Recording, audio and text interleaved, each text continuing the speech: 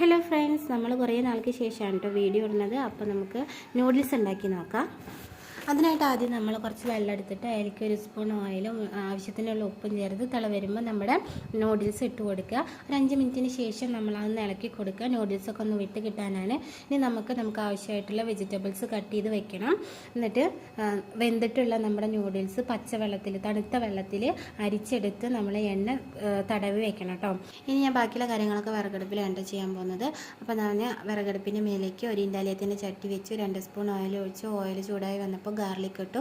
Garlic ഒന്ന് മൂത്ത് വന്നപ്പോൾ അതിലേക്ക് വെജിറ്റബിൾസൊക്കെ ആഡ് ചെയ്തിട്ട് ഒരു ലേശം ഉപ്പ് ഇട്ടിട്ട് നമ്മൾ കടിക്കാൻ പാകത്തിന് വെജിറ്റബിൾസൊക്കെ കിട്ടും എന്നുള്ള പാകത്തിന് വേവിച്ചെടുത്തു.